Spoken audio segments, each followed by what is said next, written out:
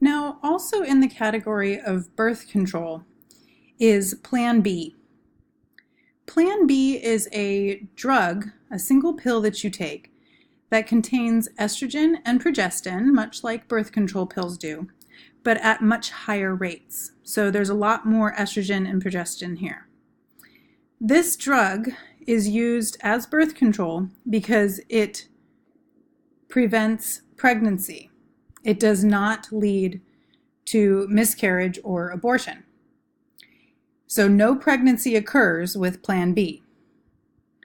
When an individual would take Plan B is if they had another method of birth control that failed for various reasons. If that's the case, Plan B can be taken within 72 hours, so 3 days, of sexual intercourse. What this pill does is it prevents implantation of a fertilized egg. Remember that a woman is not pregnant until the embryo implants into the uterine lining. A fertilized egg does not mean a woman is pregnant. So, what Plan B does is even if an oocyte or egg were to be fertilized, it would prevent implantation and thereby prevent pregnancy. The failure rate of Plan B is different than all the others. So we don't consider this as a primary option for birth control, and it should not be considered one by anyone. Instead, it's only used in emergency purposes when the primary option is had a mistake. So the failure rate is then given as that 80% reduction in a risk of pregnancy for a single act of unprotected sex. It's not a 100% guarantee, but it does appear to provide an 80% reduction in the risk of pregnancy. The risks of taking Plan B, the side effects, are similar to birth control pills, but in a more severe way. So you'd have more nausea, possibly even vomiting, abdominal pain and cramping, fatigue, and a headache. This is available over the counter, so you can purchase this much like aspirin or ibuprofen. And there's no protection against STDs, of course, because this is taken after intercourse. Then we have surgical methods. So there's the male surgical sterilization, and this is a vasectomy. Vasectomies are becoming more and more popular with men and women because outside of the male condom, it's the only other option that men can take for birth control to guarantee that they won't get another woman pregnant. It should be considered a permanent option, though. You should not consider them to be reversible. Some of them can be reversed, but that should not be something that you should hope for. So you should treat them as a permanent solution. The way vasectomies work is they are an outpatient procedure where a doctor goes into the backside of the scrotum, just the skin protective layer over the vas deferens, makes an incision into the skin. There's no muscle, very little fat here, and then cuts the tube here.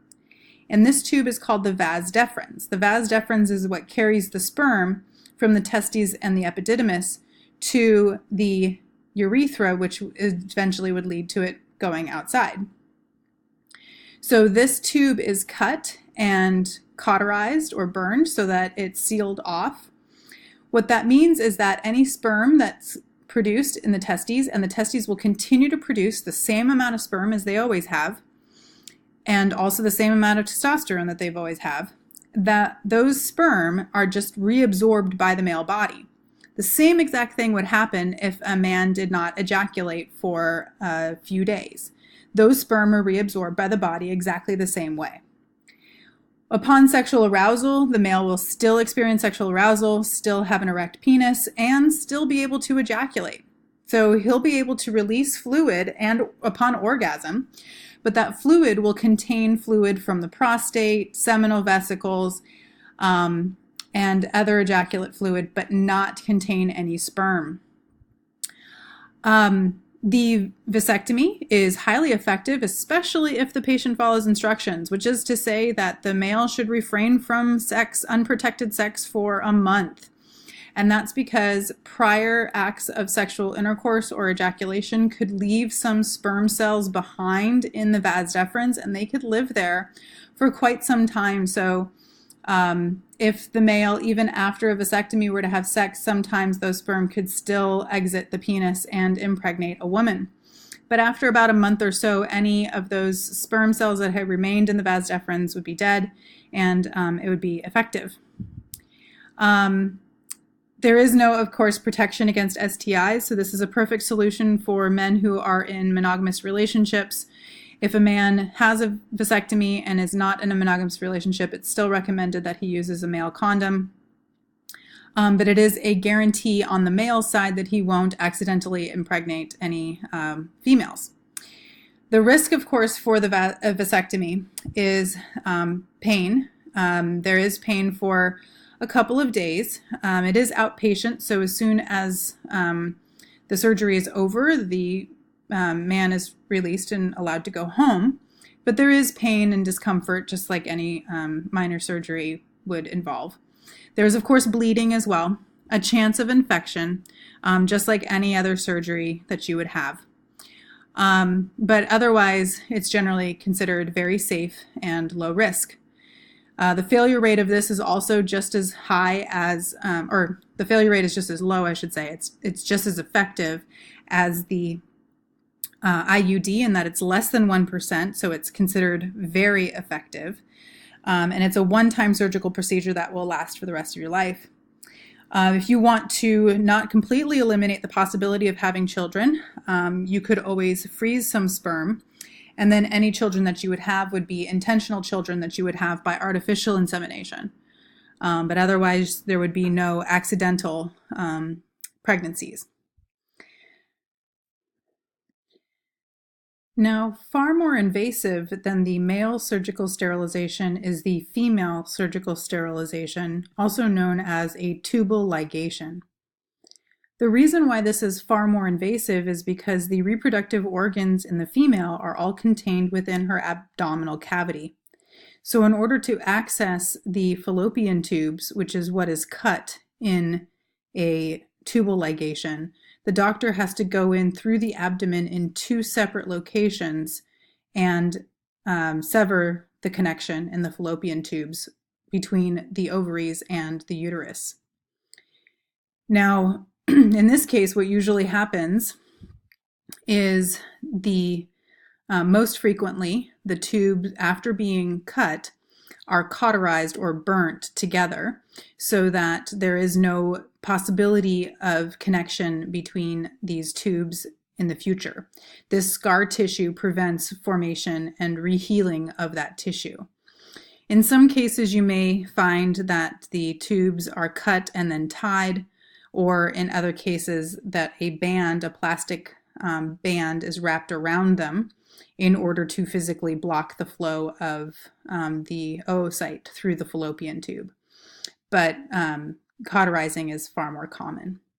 What's interesting is that worldwide, this is the most common form of female birth control in many parts of the world because it is a permanent procedure.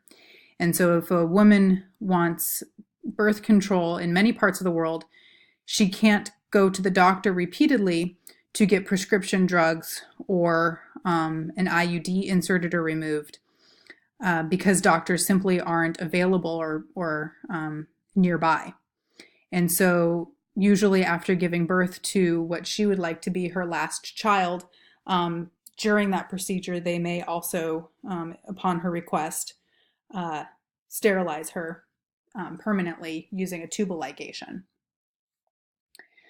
One thing that we haven't mentioned so far in this birth control lecture is abstinence. There's a couple of different types of abstinence. So one is abstaining entirely from sex. And that form of abstinence they found can be effective when done properly. But in many cases, they found for college students and high school students that individuals that promise abstinence on average only delay when they would typically have sex by about a year and a half. So many of those individuals do go on to have sex, either in or out of marriage. But it's not a long-term effective birth control method. Then there's a different type of abstinence called the rhythm method. And what the rhythm method does is it is a means of abstaining from sex when pregnancy is more likely. So when the woman suspects she has ovulated. Many people don't do this properly. And so the failure rate of abstinence using the rhythm method is 20%. So really high, 1 in 5 will still get pregnant in a year. And that's mostly, again, because women are not using the rhythm method properly. There are some apps that are available for cell phones that can track ovulation much more accurately, bringing the failure rate down quite dramatically to right around 5% or even close to using a condom. And in that case, you'd be measuring your body temperature every day. You would be measuring your cervical mucus every day, and that involves taking fingers, inserting them into the vagina, and removing mucus directly from the cervix, and measuring how viscous that mucus is. Of course, you're also monitoring when you have your period month to month, and how long your period lasts, and how long your cycle is. Then there's also pee sticks, essentially, that much like pregnancy tests, where you can pee on a stick and have the test tell you whether or not you're ovulating. If you do all of those things, then you can drop that failure rate down quite dramatically.